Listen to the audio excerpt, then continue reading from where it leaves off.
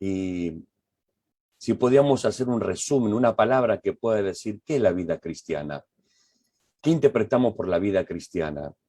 Lamentablemente a veces, por malas predicaciones tal vez, o por malas interpretaciones, se ha ido a un espacio que pareciera que la vida cristiana es algo mágico, como que entramos en un espacio, ya estamos en el paraíso, ya no hay nada de qué preocuparse, no hay nada contra qué luchar, no hay nada de qué observar en Dios, sino solamente esperar la materialización de ese paraíso. Pero lamentablemente la vida cristiana no es eso. Que la vida cristiana gocemos de paz y de gozo es una realidad. Eso nadie lo puede discutir porque eso lo produce la presencia de Jesús. Pero nuestra vida cristiana demanda muchas cosas para poder llegar a la meta. Y dos cosas yo hoy quiero hablar en virtud de una historia que vamos a leer del pueblo de Israel, pero también aplicarla a nuestra vida. Dice en el libro de Jueces, capítulo 3, versículo 1 al 6, doy lectura en el nombre de Jesús. Estas, pues, son las naciones que dejó Jehová para probar con ellos a Israel, a todos aquellos que no habían conocido todas las guerras de Canaán, solamente para que el linaje de los hijos de Israel conociese la guerra, para que la enseñasen a los que antes no la habían conocido. Los 5 príncipes de los filisteos, todos los cananeos, los sidonios y los heveos, que habitan en el monte Líbano, desde el monte de Baal Hermón hasta llegar a Amad. Y fueron para probar con ellos a Israel, para saber si obedecerían a los mandamientos de Jehová, que él había dado a sus padres por mano de Moisés. Así los hijos de Israel habitaban entre los cananeos, heteos, amorreos, fereceos, heveos y jebuseos. Y tomaron de sus hijas por mujeres y dieron sus hijas a los hijos de ellos y sirvieron a sus dioses. Amén. Hasta aquí nada más vamos a leer el pasaje bíblico y el versículo 1 dice: estas pues son las naciones que dejó Jehová. Y quiero hablar sobre eso, las naciones que dejó Jehová. ¿Por qué el Señor, creador de los cielos y la tierra, el Señor que bendice al hombre que llama, a la mujer que llama, a veces deja ciertas cosas del pasado? ¿Con qué tiene que ver? Dije antes, ¿no? Pareciera que la vida cristiana fuera como algo mágico y como que se terminó todo el pasado, es como que damos la vuelta a una hoja y empezamos a escribir una nueva historia. Sí, la de hijo de Dios, pero hay cosas que también de atrás van a estar presentes porque tienen un propósito de Dios. Recién el ministro Daniel nos dirigió con una alabanza, ¿no?, de adoración, y decía: Dios sabe lo que hace, Dios tiene propósito. ¿Por qué Dios dejó eso? ¿Por qué dejó situaciones que generan dificultades en nuestra vida? Y alguno puede interpretar que me quita la paz. No, no le va a quitar la paz. Alguno puede decir me quita el gozo. No le va a quitar el gozo. Por lo contrario, hay cosas que a veces Dios deja en nuestra vida porque Él tiene un propósito. Y el propósito tiene que ver con hoy, tiene que ver con el mañana, tiene que ver con el pasado y con el más allá.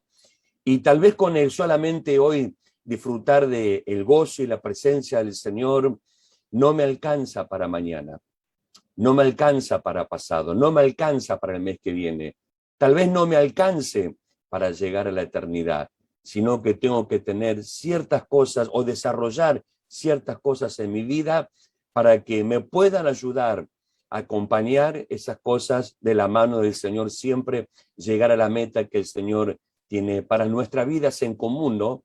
La vida eterna, el cielo nuevo, la tierra nueva, la morada de nuestro Señor Jesucristo.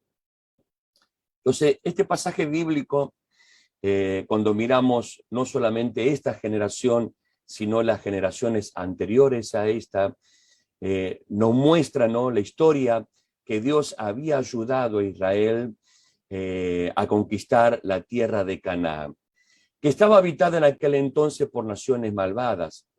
y a veces como que suena un poquito políticamente duro, a veces la expresión de algunas historias, pero a veces no observamos lo duro que eran esas naciones, lo perverso que eran esas naciones, cuando, por ejemplo, para servir a sus dioses sacrificaban vidas humanas, sacrificaban vida de niños, de niñas, pensando que estaban haciendo un bien. Entonces, Dios utilizó la nación de Israel para conquistar Canaán. Israel estuvo en peligros de poder perder la tierra prometida. ¿Y por qué Israel estuvo en peligro de perder la tierra prometida? Por una simple razón. Esa sí que es la palabra que puede encerrar todo. Cuando alguien compromete sus convicciones y no obedece al mandato de Dios. No, hay algo que nosotros no podemos permitir y es comprometer nuestras convicciones.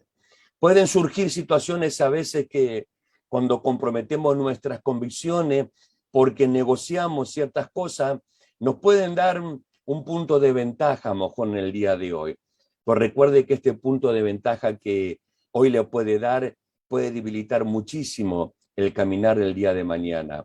Y aún puede ser infructuoso si usted sigue dando concesión y comprometiendo sus convicciones y no obedeciendo la palabra de Dios, poder llegar a la meta.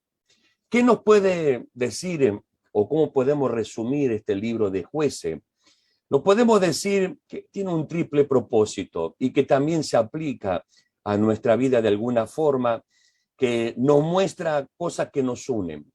Cuando miramos en el marco histórico, el libro de los Jueces, aunque no eran una nación constituida, pero sí eran tribus que estaban, digamos, desparramadas, habitaban desparramadas en la tierra prometida.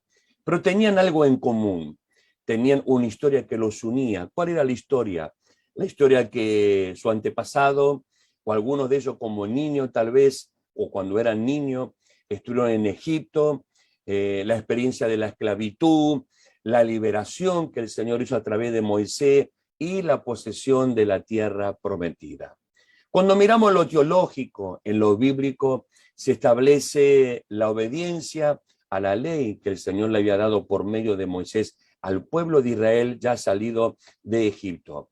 Esto le iba a traer paz y vida a sus corazones, a su familia, pero también la desobediencia iba a traer opresión y también en algunos casos la muerte. De hecho, lo vemos en la historia de Israel. Y en lo espiritual, el libro hace referencia a la fidelidad del Señor. Pero esa fidelidad del Señor está basada en las promesas del pacto. No está basada simplemente en una emoción, en un amor que Dios tenía con su amigo Abraham, en esa amistad, sino que había un pacto por medio. Y Dios es fiel siempre en los pactos que Él hace. ¿Y qué quiere decir esto, no? En lo espiritual, que la fidelidad de Dios iba a ser con Israel basado en las promesas del pacto, que posiblemente Israel se iba a equivocar en su peregrinar, se iba a arrepentir de ese mal y el Señor los iba a perdonar. Y de hecho podemos encontrar en el libro que ha levantado a hombres para liberar a Israel de la opresión del enemigo. Hombres conocidos como jueces, llenos del poder del Espíritu Santo. Ahora, ¿por qué estas naciones fueron dejadas por Dios? En un Israel que salió de la esclavitud, en un Israel que poseía una tierra que fluía leche y miel, en un Israel que estaba gozando, disfrutando de la bendición de Dios. ¿Por qué Dios dejó eso ahí? Que estuviese presente, cerca de ellos, no que estuviese envuelto Israel con eso, sino que estuviese cerca de ellos y aún los peligros que podían suceder. Entonces, cuando uno mira lo primero que vamos a encontrar, dice la Biblia, fue para probar a Israel. Tiene que ver con probar a esa generación. Para esto voy a leer el capítulo anterior de Jueces, que lo da un poquito más de explicación en el capítulo 2, versículo 21 al 23. Dice, tampoco yo volveré más a arrojar de delante de ellos a ninguna de las naciones que dejó Josué cuando murió, para probar con ellas a Israel, si procurarían o no seguir el camino de Jehová, andando en él como lo siguieron sus padres. Por esto dejó Jehová a aquellas naciones sin arrojarlas de una vez, y no las entregó en manos de Josué.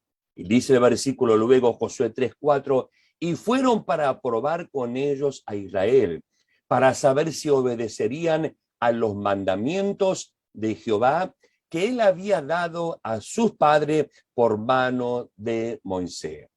Y cuando miramos este pasaje bíblico, Dios permitió que esas cosas del pasado, que no fue una liberación completa posiblemente, sino que estaban siempre melodeando algo del pasado, algo que nos puede inquietar, algo que a veces nos quiere sacar de nuestro lugar. Entonces la pregunta sería, en este tema, Dios quería probar el corazón de Israel. ¿Cuál es el propósito de la prueba? ¿Con qué tiene que ver que Dios quiera probar el corazón de Israel? Sería muy sencillo resumirlo en una palabra y decir, bueno, Dios quería saber si son fieles o no son fieles. Puede ser una buena explicación, pero hay algo más profundo todavía que podemos ver, y aún en el mismo contexto, y por eso voy a repasar los versículos bíblicos. Lo número uno es que aprendamos a practicar la fe. Usted y yo entramos en un camino nuevo cuando aceptamos a Jesús como Señor y Salvador. Fuimos regenerados a través de ese nacimiento de agua y de espíritu. Pero tenemos que practicar la fe cristiana. Entonces vamos a ser probados, porque mientras que no seamos probados, nuestra fe como que está quietita, está adormecida, porque no hay un espacio, un margen de acción para la fe. Pero cuando vienen las pruebas, ahí las cosas cambian. Entonces el propósito fue, o primer propósito podemos hablar, que Israel aprenda a practicar la fe, y también nosotros. Cuando Dios deja cosas del pasado para que aprendamos a practicar nuestra fe. Quiere decir, es el momento ahora tal vez de lidiar por un tiempo, no va a ser mucho tiempo, con esas cosas, pero desde otro lugar. Antes lidiábamos desde la humanidad, desde el enojo, del grito, del insulto, del puñetazo en la mesa, y a veces no solo violencia física, sino violencia a lo mejor verbales y de otra índole. Pero ahora tenemos que ejercer otra cosa. ¿Y qué es lo que tenemos que ejercer? Fe. Batallar contra eso, pero desde la fe. Entonces dice en el libro de Jueces 3:1, ahí nos muestra, estas pues son las naciones que dejó Jehová para probar con ellos a Israel, a todos aquellos que no habían conocido todas las guerras de Canaán. Entonces no se puede practicar la fe cristiana si no estamos en una batalla, porque la vida cristiana consiste en pelear, en luchar. ¿Por qué? Por hacer lo correcto. Cuando uno dice que ser cristiano, no, lo podemos resumir tal vez en otra palabra, es tomar una decisión todos los días. Yo tengo la opción hoy de hacer las cosas correctamente, hablar correctamente, pensar correctamente, vivir correctamente, pero tengo la opción de hacer todo lo opuesto. Es una opción. Cuando hago correctamente, porque Jesús me enseñó que es lo correcto, soy un cristiano. Pero cuando no lo hago correctamente, estoy comprometiendo mis convicciones y estoy poniendo en peligro mi vida cristiana. ¿Por qué? Porque no estoy desarrollando mi fe. Cuando usted tiene un título académico, usted va a desarrollar ese título en el campo de la batalla. Aquel que se recibe de doctor, doctora en leyes, va a tener que desarrollar ahora ese doctorado o en el campo de la batalla, defendiendo a alguien que está siendo acusado injustamente de algo. Lo segundo, que podamos aprender a ver el poder de Dios. Recordemos que la generación que anterior a esta había experimentado el poder de Dios, cómo Dios le dio la victoria en determinadas situaciones, cómo Dios abrió el mar, Dios abrió el río, cómo Dios los liberó de naciones poderosas, pero esta generación no. Entonces Dios le quería enseñar el arte de la guerra. Y dice Jueces capítulo 3, versículo 1 y 2.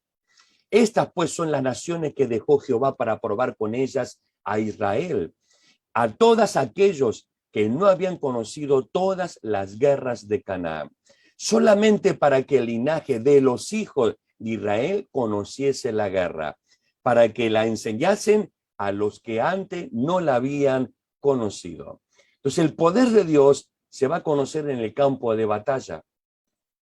Cuando usted aceptó a Jesús como Señor y Salvador, el Señor peleó por usted, le abrió caminos y usted vio cómo Dios hizo maravillas y milagros.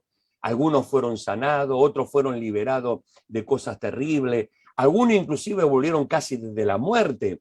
Podemos decir, ya no había más nada para hacer, pero sin embargo, el poder de Dios lo tenemos que seguir viendo porque nuestra relación es con un Dios vivo.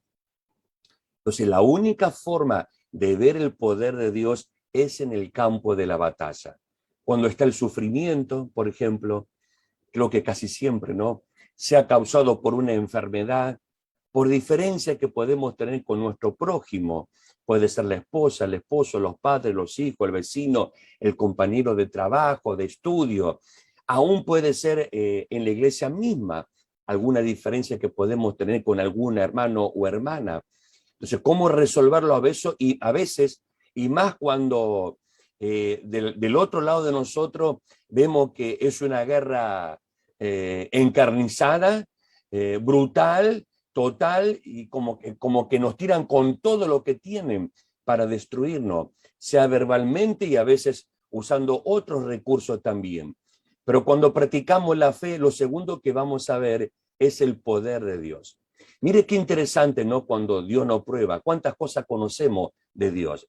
Lo tercero, para que sepamos cómo pelear, dice Jueces capítulo 3, versículo 2, solamente para que el linaje de los hijos de Israel conociese la guerra, para que la enseñasen a los que antes no la habían conocido.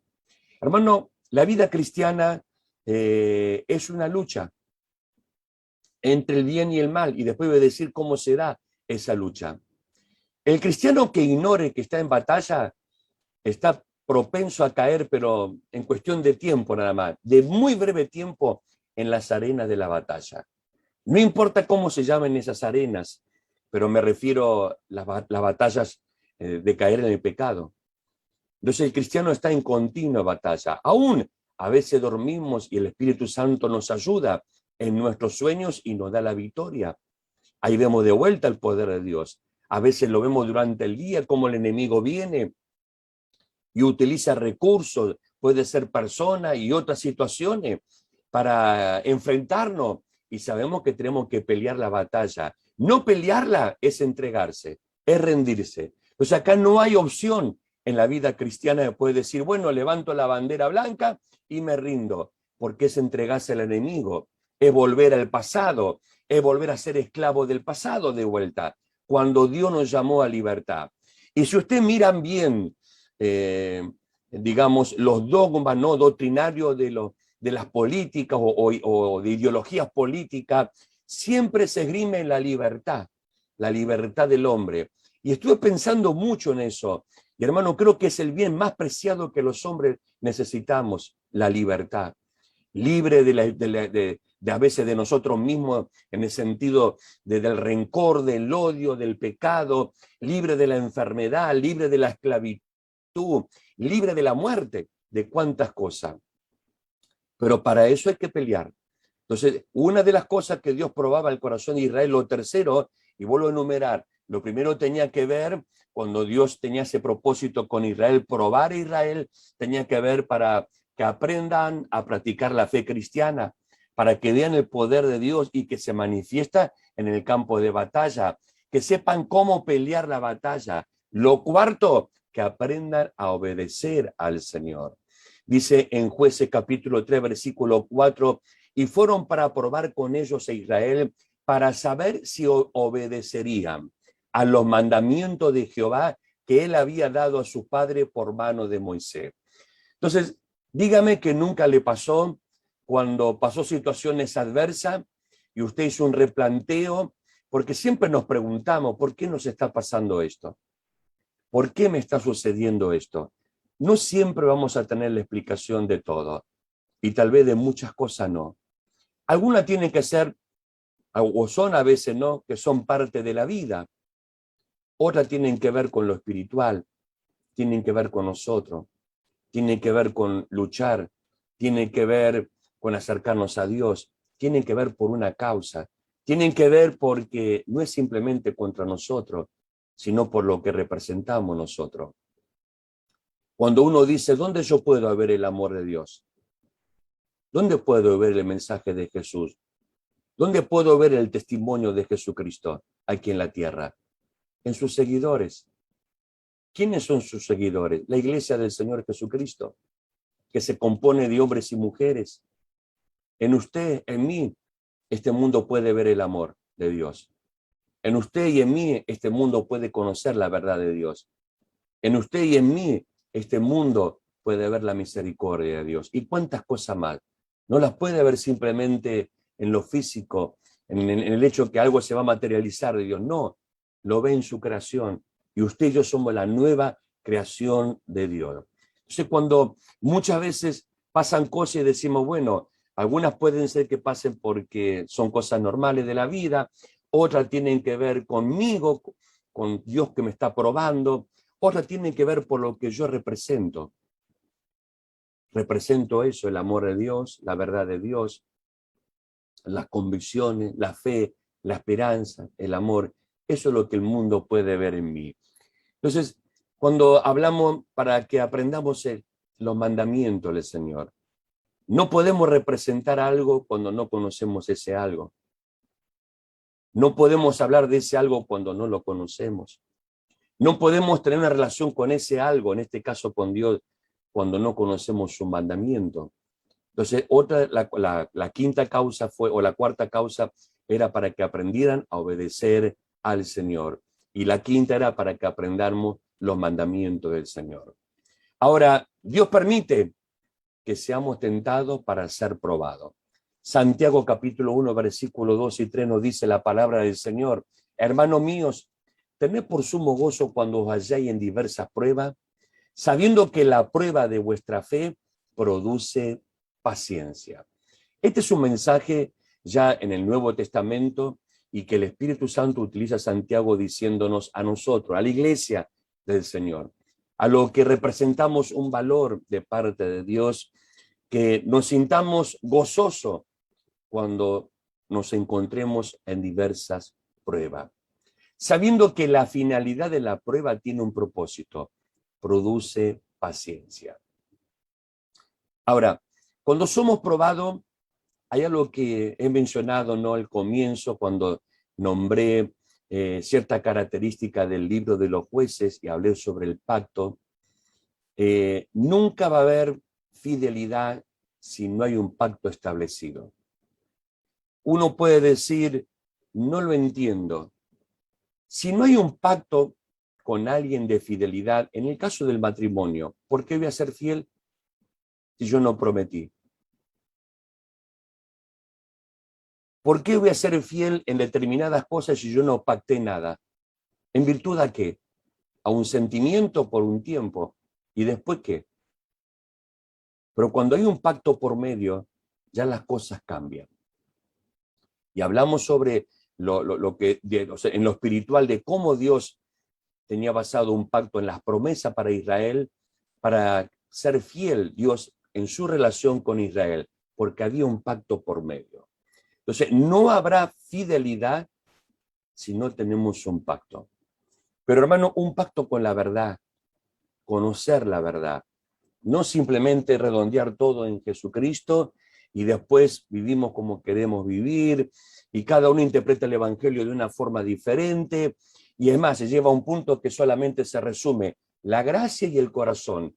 Está bien, sí, la gracia y el corazón, pero hay miles de cosas que envuelve la gracia, hay miles de cosas que hay en el corazón del hombre y de la mujer. Entonces, el pacto es fundamental. Lo vemos, por ejemplo, cuando uno mira el Antiguo Testamento, que Dios pactó con Israel. Lo hizo primeramente con Moisés, luego en la segunda generación lo hizo con Josué. Siempre va a haber usted que está presente ese pacto, que lo renueva en otras palabras. Y esto me lleva, ¿no? Para aquellos que venimos de cuna cristiana, que pensamos que el apellido que traemos, porque mis padres fueron creyentes, cristianos, yo nací en cuna cristiana y bueno, no preciso tener una relación íntima con Dios, no preciso un pacto porque tengo la bendición de papá y mamá. No es así, porque ya lo encontramos en el Antiguo Testamento, en el Israel, que cuando Dios lo llamó, hizo un pacto con Israel en Moisés. Luego la segunda generación precisó renovar el pacto. Era otra gente, pero tenía que pactar con Dios. Pero encontramos esto curioso, que la tercera generación, contándonos de aquella que salió de Egipto, de la esclavitud, que es el libro de los jueces, no había nadie que los hubiese guiado a un pacto con el Señor. No lo había. Dice en Jueces capítulo 2, versículo 10, y toda aquella generación también fue reunida con sus padres, y se levantó después de ellos otra generación que no conocía a Jehová, ni la obra que él había hecho por Israel. Entonces, amados hermanos, no hay fidelidad si no hay renovación del pacto. Cada generación necesita afirmar su fidelidad con Dios por medio del pacto, pero también cada generación muestra su fe verdadera por medio de su fidelidad. Mire qué importante que es el pacto, ¿no? Y está en conexión en el contexto que Dios prueba a Israel. Esta generación de los jueces, la tercera generación, no hubo quien los guiara a ese pacto. Por eso vamos a encontrar dos pasajes bíblicos que nos dice casi el mismo mensaje. Dice en Jueces 17:6, en aquellos días no había rey en Israel. Cada uno hacía lo que bien le parecía. Y al final del libro, dice en Jueces 21:25, en estos días no había rey en Israel. Cada uno hacía lo que bien le parecía. Cuando usted pierde las convicciones, cuando yo pierdo las convicciones en la palabra y quebranto el pacto, en donde se va a ver reflejado el quebrantamiento del pacto, va a ser en mi fidelidad a Dios. Ya no guardo la fidelidad a Dios, ya no le soy fiel a Dios. Ya me da lo mismo ir para la derecha que para la izquierda, que para el norte que para el sur. Ya me da todo lo mismo. Por eso es importante recordar que Dios es fiel en el pacto que Él ha hecho. Cuando uno mira la Biblia, vamos a encontrar que Dios hizo mucho pacto, pero hay un pacto que hizo con nosotros, con usted y con mí. Nosotros que estamos en la gracia, también tenemos un pacto.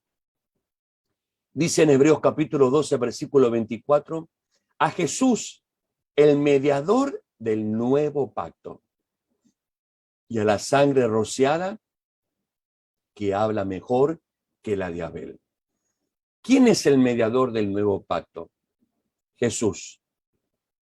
¿Quién derramó su sangre en este pacto? Porque todos los pactos que el Señor hizo, por lo general, la mayoría siempre hubo derramamiento de sangre. En este caso, la sangre del Hijo de Dios. Por eso, en este nuevo pacto, donde Jesús es el mediador, ¿entre quién? Entre nosotros, los seres humanos y Dios, no olvidarnos lo que costó este pacto. Y que este pacto, cuando le dijimos, sí, Jesús, te acepto como Señor y Salvador, como Señor y Salvador, no como Salvador, como Señor, como el dueño. Hice un pacto con Dios cuando su nombre fue invocado sobre mi vida. La sangre de Jesús se aplicó sobre mi vida en ese bautismo y me limpió de todo pecado.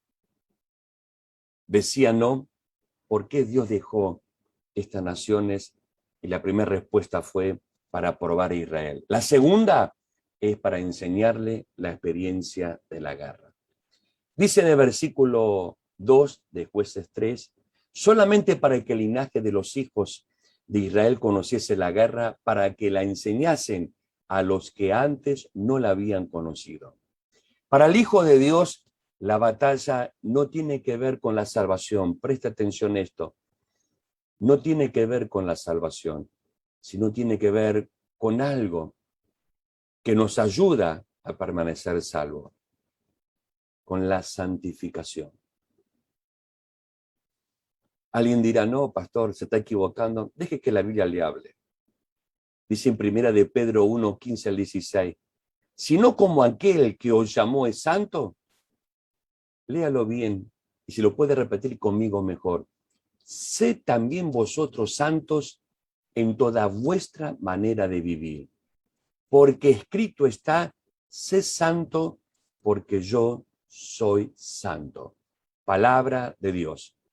Palabra que el Espíritu Santo nos habla en este día. Entonces la batalla del hijo, de la hija de Dios, no tiene que ver con la salvación, porque Cristo lo salva. Cristo me salva. Pero sí somos nosotros conscientes por la palabra de Dios en esta tarde que sin santidad no voy a ver al Señor, que tengo que ser santo en toda mi manera de vivir. Entonces aquí es donde yo peleo mi batalla. Aquí es donde tú peleas tu batalla. Es más, es un asunto de todos los días y que hay que seguir este tema. No puede dejarse en otro plano, no puede cambiarse de prioridad. Dice en Hebreos capítulo 12, versículo 14, seguí la paz con todos y la santidad, sin la cual nadie verá al Señor. Quiere decir, esto es prioridad de todos los días, de las 24 horas al día. No es solamente que voy a estar en paz y voy a ser santo solamente el domingo cuando voy al templo o cuando me reúno en el grupo de amistad, todos los días. ¿Por qué? Porque sin ella nadie verá al Señor. Hermanos y hermanas, cuidado que hay muchas corrientes que a este tema lo dibujan, lo deforman, y aún con versículos bíblicos que es una contradicción de pie a cabeza, que usted dice, ¿cómo es que pueden armar ese enredo que uno que lo lee un poquito dice esto es totalmente antibíblico, es más, diabólico, porque está llevando a la gente que quiere aferrarse a Dios por un camino equivocado, por el camino de la apostasía, por el camino de la ruina, por el camino de la perdición. La Biblia lo dice muy puntualmente, sin la paz y sin la santidad nadie verá al Señor. Tengo que saber que mi lucha está dada en esa área de practicar la santidad. Para esto, vivir en santidad significa guerra espiritual. Para esto no debemos ignorar a nuestros enemigos. ¿Quiénes son nuestros enemigos? ¿La esposa? No. ¿El esposo? No. ¿Los padres? No. ¿El vecino? No. ¿El color político? No. Aún las personas que a veces no quieren o nos envidian o quieren sacar cosas, no es el hombre. Nuestros enemigos del cristiano, yo le voy a decir que batallamos en 3 áreas, y esto lo voy a resumir más o menos. 3 áreas que batallamos en la vida cristiana. ¿Para qué? Para poder vivir en santidad. Si usted no quiere vivir en santidad, usted no va a batallar en esta área. Si usted no conoce los mandamientos del Señor, porque el Señor le va a decir qué es ser santo, usted no va a batallar en estas áreas. Usted va a caer en estas áreas con mucho respeto. Y no como alguien puede decir, no, pastor, pero está maldiciendo. No le estoy maldiciendo. La Biblia está diciéndole, si usted no conoce los mandamientos del Señor, ¿cómo usted va a aprender a ser santo? ¿Cómo va a vivir en santidad en toda vuestra manera de vivir? Santidad donde trabaja, sabe que no tiene que tocar lo que no es suyo, pesar con pesa justa, lo que es del otro es del otro, lo que es mío es mío. ¿Cómo va a vivir en santidad en relación con sus compañeros de trabajo, con el sexo opuesto, en santidad en su matrimonio, en santidad en su familia? Si usted no conoce los mandamientos del Señor, ¿cómo lo va a hacer? Yo no podría, y creo que ninguno.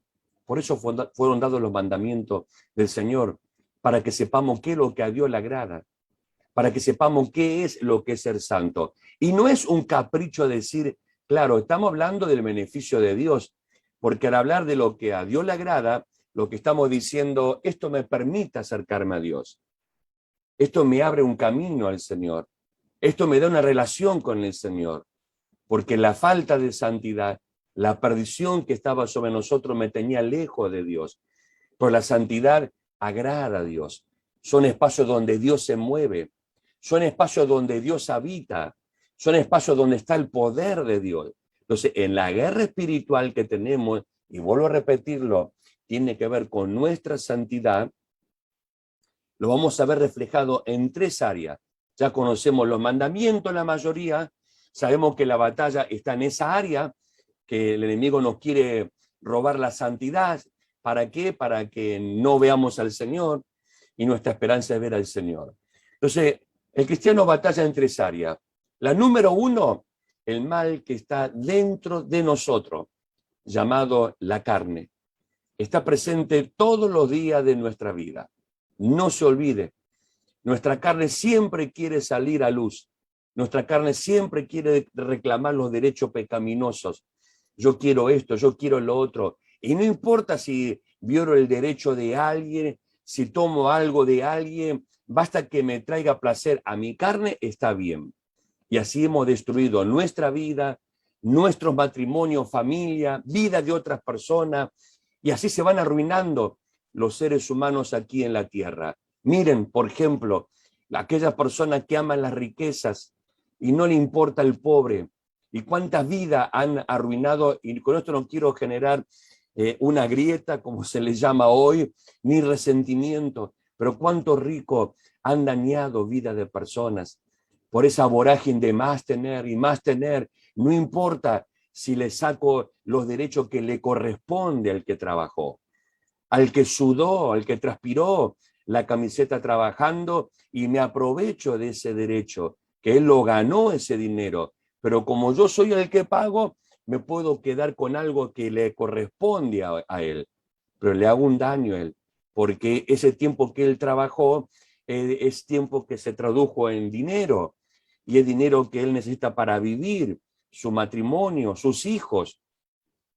Entonces, cuando miramos la carne, ¿cuándo Israel tuvo que luchar? ¿Cuándo tuvo que pelear Israel? Cuando Israel estaba en Egipto, no tuvo que luchar, no tuvo que pelear. Dios peleó, vinieron las plagas, y así fue guiando a los egipcios como el corazón de Faraón, y lo sacó con mano poderosa de Israel, de Egipto. Cuando iba por el desierto, Israel no tuvo que pelear prácticamente, Dios peleaba por ellos. Dios le daba la victoria. ¿Pero hasta cuándo? Hasta el día que Israel bebió de la roca. En esa roca donde Moisés la golpea con la vara, en esa roca donde Moisés le habla, porque tenía sed Israel, y Dios le dio a beber. Y a partir de ahí es cuando el Señor dice, bueno, ahora yo voy a pelear a través de ustedes. Ahora ustedes tienen que involucrarse en la lucha. Tienen que involucrarse en esta pelea. Aunque yo le voy a dar la victoria, pero ya no lo voy a hacer como antes iba el ángel, iba yo personalmente, a través de esa nube, sino que ahora, a través de ustedes, yo voy a pelear. ¿Sos débil? Yo te voy a dar fuerza. ¿No tenés habilidad? Yo lo voy a entregar al enemigo en tus manos. ¿No tenés fuerza? En tu mano va a estar. Entonces, a partir de que Israel vivió de la roca, el Señor lucha a través de ello. Esto quiere decir que Israel tiene que empezar a luchar ahora. La primera batalla que tuvo Israel fueron con los amalecitas, que aparecieron después de este hecho. Ahora, en la vida cristiana, aplicando este pasaje bíblico, hay una lucha que usted no la conoció, y yo no la conocí hasta después de haber sido regenerado. Yo no conocí esta lucha espiritual, conocí muchas otras luchas en la vida, luchar para ganar dinero, luchar para estudiar, o sea, hacer esfuerzo, ganar territorio, en el buen sentido de la palabra, para generar espacio, pero no conocía esta lucha. Pero el día que yo le acepté a Jesús como Señor y Salvador y nací de nuevo, viví ese proceso de la regeneración, nacimiento de agua y de espíritu, comenzó una lucha en mi interior, comenzó una lucha en tu interior. ¿Cuál lucha? La carne contra el espíritu y el espíritu contra la sangre. Lo dice el apóstol Pablo en Gálatas capítulo 5, versículos 16 y 17. Digo pues, andad en el espíritu y no satisfagas los deseos de la carne. Y explica la razón. Porque el deseo de la carne es contra el espíritu y el espíritu es contra la carne. Y estos se oponen entre sí para que no hagáis lo que quisierais. Y en este contexto, por la duda que no le demos mucha relevancia a este tema, en esta batalla se definen cosas, se definen espacios donde Dios se va a mover o donde le hemos sacado el espacio a Dios, donde Dios no se puede mover. Aunque Él sigue siendo fiel, pero si yo satisfago los deseos de mi carne, yo estoy cayendo en las arenas de la batalla, en la guerra contra la carne. Estoy siendo derrotado, estoy siendo tomado prisionero de vuelta de las concupiscencias de la carne cuando practico el pecado. Y el apóstol, tanto en este libro como en los Romanos, nos dice muy claramente, cuidado que el proveer para la carne es muerte, pero proveer para el espíritu es vida, gozo y paz. Entonces, acá ya vemos una realidad de aquellos que recién están bautizados hace unas semanas, otros llevan algunos meses, algunos años, y uno dice, ¿qué me pasó en este tiempo? ¿Por qué vinieron estas luchas que no las entiendo? Bueno, hoy las está entendiendo. ¿Qué es lo que está batallando? El bien contra el mal. Y está ahora en su naturaleza nueva que usted tiene en Jesús, en el nuevo hombre que Dios creó en usted, que se llama el Hijo de Dios, la imagen del Hijo de Dios, el Hijo de Dios, el nacido del agua y del Espíritu. Entonces su naturaleza humana se revela contra la creación de Dios, pero la nueva naturaleza se revela contra la creación pecaminosa. ¿Quién hace la diferencia? Usted. Por eso debe conocer los mandamientos, para saber cómo pelearla y cómo ganarla. Porque muchos salen y dicen, bueno, en el nombre de Jesús, y dicen cosas por decir nada más, a ver si funciona. No, yo tengo que saber cómo debo comportarme ante esa situación, cómo debo pelear esa batalla. Hay batallas que hay que pelear simplemente el silencio. Dice Dios, guarda silencio, espera en mí. Bien, es orar y Dios me dará la victoria. Hay otras que no, que están dentro de mi naturaleza y tengo que tomar control con la palabra. Escrito está, ¿no? La carne se levantó y reclama derecho de esto, de lo otro y lo otro. Entonces me tengo que levantar con la palabra, escrito está, porque recuerde, estoy peleando una batalla y que tiene que ver con la santidad. La segunda área con la cual estoy batallando es el área que quiere seducirme desde afuera. ¿Y cuál es? El mundo. Cuando uno mira la vida de Lot, en el Antiguo Testamento, vamos a ver que él caminó por vista. Y él buscó elegir la mejor tierra. Presta atención que esto es interesante, esta ilustración que voy a hacer y este paralelo. Eligió la mejor tierra. Cuando vio Sodoma, dijo, me gusta Sodoma. Lo fértil, lo verde, lo bello. Está interesante Sodoma. Creo que me puedo quedar acá. Pero estaba de lejos. Sodoma que representa espiritualmente algo muy terrible, pecaminoso, perverso. Pero con el tiempo se fue acercando un poquito más a la orilla, un poquito más, y después ya vivía en Sodoma. Que tuvo que ir el ángel o los ángeles del Señor a rescatarlo, si no perecía también él con su familia en Sodoma. Pero paralelamente había otro hombre que los dos salieron al mismo tiempo de Ur de los Caldeos llamado Abraham. Lot caminó por vista, a ver qué es lo que me gusta. Abraham caminó por fe. ¿Qué quiere decir? No es lo que le gusta a mi vista, a mi carne, sino cuál es la voluntad de Dios. ¿Cuál es el sentido de salir de Ur de los Caldeos y seguir viviendo como vivía antes? No tiene sentido. Ur de los Caldeos era cómodo para Abraham. Era una ciudad segura. ¿En qué sentido? Ya era un hombre mayor, un hombre que conocía toda la ciudad, sabía todo aquello que le daría comodidad, pero salía al desierto que te da inseguridad, y toda la inclemencia del clima y todo lo que tenés que pasar para andar por vista, ¿cuál es el sentido? Entonces, lamentablemente, Lot caminó por vista y eligió lo que él quería, pero Abraham caminó por fe y Dios eligió por él. Y cuando Dios elige por vos y por mí, siempre te va a dar lo mejor. Cuando Dios nos llamó y nos dio esta fe preciosa para que no andemos por vista, recordemos lo que dice Hebreos, puesto los ojos en Jesús, miremos a Jesús, miremos su palabra, miremos el plan de redención que Él nos ha dado. Entonces, cuando ponemos la mirada en Jesús, nunca se olvide, Dios siempre tiene lo mejor para sus hijos.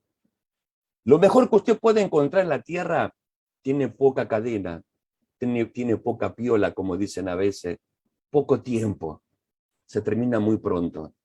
Pero lo mejor de Dios, en línea general, cuando hablamos de la eternidad, dura para siempre. Por eso hay algunas palabras que el Señor nos está diciendo y el Espíritu Santo nos está recordando por las dudas. Primera de Juan 5:4 dice, porque todo lo que he nacido de Dios vence al mundo. Y esta es la victoria que ha vencido al mundo, nuestra fe.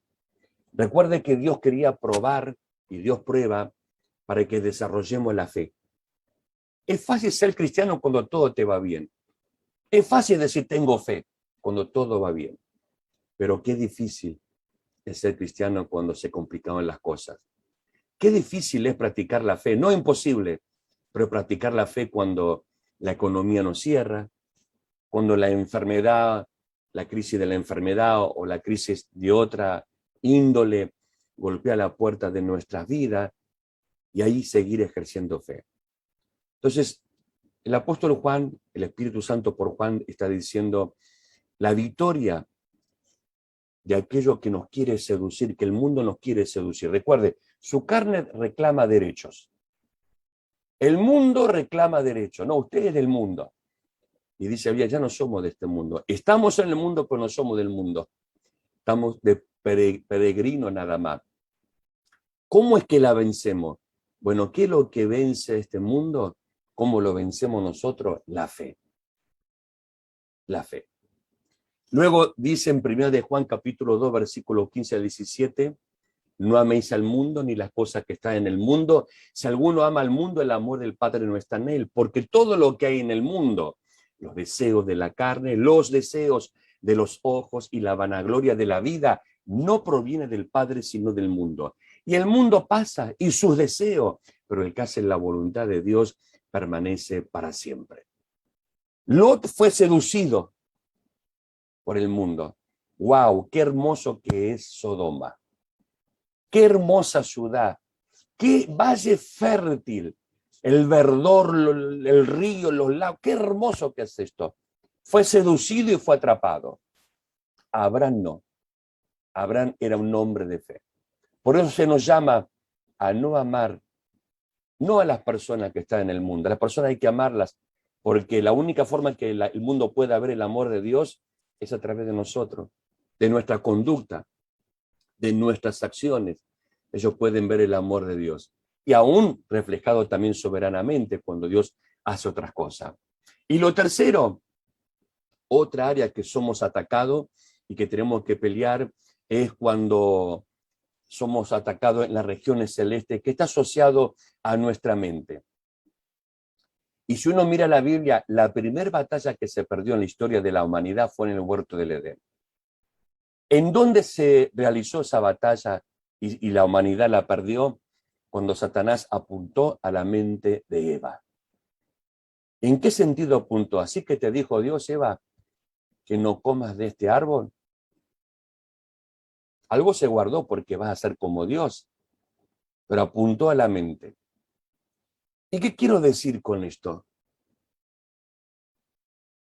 Si su mente y mi mente, si no determinamos firmemente, y hoy más que nunca, que nuestra mente se aferre a la palabra de Dios, las chances de que nuestro enemigo llamado Satanás gane la batalla están dadas.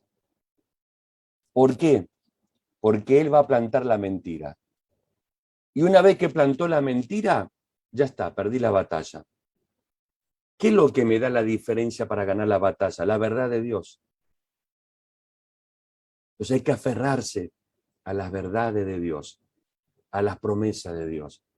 ¿Cuántos cristianos en la historia y actualmente el diablo plantó mentiras en su mente y han quitado relevancia a la autoridad máxima que es la Biblia, que revela las verdades de Dios? Esto no es importante. No, esto no es así. Esto tiene otra interpretación. Y uno mira y da pena porque dice, se quedó con la mano vacía. Le quedó un concepto nada más redondeado, Cristo, y nada más. Entonces, es el tiempo que la iglesia tiene que aferrarse, la mente tiene que estar aferrada en la palabra de Dios. ¿Para qué? Para que Satanás no plante sus mentiras. Sea la misma Biblia tergiversada, dándole otro significado, que del primer momento que la iglesia empezó a crecer, en el tiempo apostólico, en la primera hora de la iglesia apostólica, los apóstoles estaban preocupados, el Espíritu Santo estaba preocupado, que algunos estaban deformando la interpretación del texto. Y Pablo decía, me temo que algunos perdieron su fidelidad a Cristo, porque siguiendo no a otro evangelio, sino a este que lo han torcido, fueron extraviados de su verdadera fidelidad a Cristo. Para concluir, ¿por qué Dios dejó estas naciones? Para Israel fue para probar el corazón de Israel y para enseñarle el arte de la guerra. Usted y yo nos hemos convertido al evangelio de Cristo. Usted y yo ahora somos hijos de Dios, pero ahora usted y yo estamos viviendo un área que no la conocíamos antes de conocer a Cristo. Vamos a ser probados. Antes no lo éramos porque no había que probar. ¿Y con qué tiene que ver? Lo voy a repasar. Tiene que ver con nuestro crecimiento. ¿En qué sentido? A practicar o empezar a desarrollar la fe, experimentar el poder de Dios, no predicar simplemente por teoría, no, yo conozco el poder de Dios ahora. Por eso, hermano, hay personas que pareciese que vienen del infierno a veces y con mucho cuidado, de las luchas que han tenido, terrible, pero ellos vienen con el poder de Dios. Ellos saben de lo que están hablando cuando hablan de Dios. Es fácil hablar de Dios cuando estás en una oficina, con todos los recursos, y no peleas ni una batalla. Pero aquellos que estuvieron casi en la línea, en el límite, en el frente de la batalla, ellos conocen lo que es el poder de Dios. Experimentar el poder de Dios en la batalla. Solo aquí vamos a aprender a pelear espiritualmente, aprendemos a obedecer al Señor, nos preocupamos por saber los mandamientos de Dios para saber cómo pelear la batalla. Vamos a tener que tomar experiencia en la batalla. Esto tiene que ver con vivir con un estilo de vida. ¿Y cuál es el estilo de santidad? Por eso cuando usted se bautizó comenzó la batalla. ¿Y qué es lo que se está desgrimiendo? ¿Qué es lo que se está batallando? ¿Qué es lo que está peleando ahí? Está el tema de la santidad por medio. Tenemos estas tres áreas para batallar: los deseos de la carne, los deseos del mundo y el asalto que atacan nuestra mente. Hermano, la caída de los hijos de Israel, hubieron tres factores que fue determinante, y lo dice en este pasaje bíblico, Josué capítulo 3, versículo 6, y tomaron de sus hijas por mujeres, y dieron sus hijas a los hijos de ellos, y sirvieron a sus dioses. ¿Qué quiere decir primeramente? Al perder o al comprometer sus convicciones, no obedecieron los mandamientos de Dios. De ahí que se mezclaron con otros pueblos. Segundo, emparentaron con ellos. Y tercero, sirvieron a otros dioses. Tristemente, gran parte de la historia de los jueces fue así, excepto cuando se volvían a Dios, y Dios, por ese pacto que tenía hecho con Israel, los socorría, levantando hombres llenos del poder del Espíritu Santo para que puedan ser libres. Hermanos, Dios permite que queden cosas de atrás, porque tiene un propósito. Usted no va a desarrollar una fe verdadera, una práctica de la fe, si no tiene un espacio, un área para desarrollarla. Entonces la fe se desarrolla en el campo de batalla, muchas veces, en la forma que vivimos, Y recuerde, hacemos guerra espiritual. ¿En qué sentido? Por conservar, por vivir en santidad, porque eso nos permitirá un día ver al Señor. No por el pago de mi salvación, ya Cristo la pagó, ya he nacido de nuevo, pero tengo que permanecer hasta el fin. Y ahí está la santidad. Quiero orar al Señor para que Dios esté ayudando en este tiempo a aquellos que están luchando una batalla dura, aquellos que están peleándola, sobre todo aquellos nuevitos que dieron estos últimos meses, este último año, sus pasos o primeros pasos por el Evangelio de Jesús. Y están viniendo luchas y dificultades. Recuerde que esas luchas y dificultades, y que muchas, yo no conozco su vida, pero Dios la conoce, están asociados con el pasado. Algunos reciente y otro lejano. Y usted dice, ¿por qué está presente esto? Porque Dios quiere que usted desarrolle la fe. Porque Dios quiere que usted aprenda a pelear la batalla. Porque usted no va a caminar hoy. Usted va a tener un tiempo de vida que Dios le da y tiene que saber lo que es practicar la fe cristiana y pelear su batalla. Como dijo el apóstol Pablo, he corrido la carrera, he guardado la fe, ahora me espera la corona de vida. Pablo, él peleó su batalla y la ganó. Usted la puede ganar. Están todas dadas para ganarla, pero es una decisión que debemos tomar. ¿Cuál? Afirmar el pacto con el Señor. Ahí, no perder las convicciones en el Señor, en la palabra de Dios. Y hoy más que nunca, porque parecía que todo hoy es superfluo, todo es de acuerdo a, y no, no es todo de acuerdo. El mundo pasa, las modas pasan, las creencias pasan, la palabra de nuestro Dios permanece para siempre. Padre y Dios de la gloria, en el nombre de Jesús, muchas gracias te damos en esta tarde por tu gloriosa palabra. Tu palabra que hoy nos está diciendo, yo he dejado cosas, hijos, hijas, dejado cosas en tu vida para que aprendas, Señor, nos has dicho a vivir por fe, a desarrollar la fe, a crecer, en otras palabras, y no puedo crecer espiritualmente si no contemplo la fe. Ha dejado cosas para que también yo aprenda a luchar, a pelear, no como lo hacía antes, sino desde otro lugar, Señor, espiritualmente. Y esto tiene que ver, Señor, con la santidad, Señor, con la cual nadie verá al Señor si no la practicamos. Señor, tú nos has hablado muy claramente en esta tarde a la vida de cada uno de nosotros. Ayúdanos, Señor, como tú lo prometiste en tu palabra, que el Espíritu Santo nos iba a ayudar en nuestras debilidades, que iba a venir juntamente, Señor, con la prueba, la salida, para que podamos salir airosos y en victoria, siempre de la mano del Señor. Esto quiere decir siempre presente la palabra de Dios en nuestra vida, porque cuando ponemos la palabra de nuestro Dios, el Señor va a estar presente. Cuando yo pongo lo emocional, va a estar presente mi carne, Señor, pero cuando pongo tu palabra, vas a estar tú presente, Señor, y ahí está mi victoria, ahí está la paz, ahí está el gozo, ahí está el presente y el futuro de mi vida. Señor, ayúdanos, Señor, que hoy nos has hablado un poco acerca del pacto, a ser fiel al pacto. Señor, reconocer que por ese pacto, Señor Jesús, el mediador del nuevo pacto, yo he sido reconciliado con Dios. Hoy tengo paz para con Dios. Señor, reconocer que nada es mío, todo es tuyo. Gracias por ese pacto, gracias por la sangre derramada de Jesucristo. Señor, aleluya, que nos limpia de todo pecado. Te pido, Padre, que tú prosperes esta palabra en el corazón de nuestros hermanos y amigos, tanto de los que están en el Zoom, como también de aquellos que están en la radio joven, de aquellos que van a volver a escuchar. Señor, que sea de bendición esta palabra, que sea de luz y que le traiga paz, sobre todo a aquellos, Señor, que están enfrentando lucha, que no entienden el porqué. Tal vez hoy han encontrado, Señor, algún porqué. Señor, yo sé que este va a ser un aliciente, va a ser un punto de fortaleza, Señor, de ánimo para seguir adelante, porque ellos saben que la victoria está en el Señor, si actuamos conforme a su voluntad. Gracias, Padre, por este pacto. Gracias porque esto me ayuda a serte fiel. Gracias por los mandamientos, porque los mandamientos me enseñan qué es lo que te agrada, Señor, y la santidad es vital para poder ver al Señor. Ayúdanos todos los días a seguir la paz y la santidad.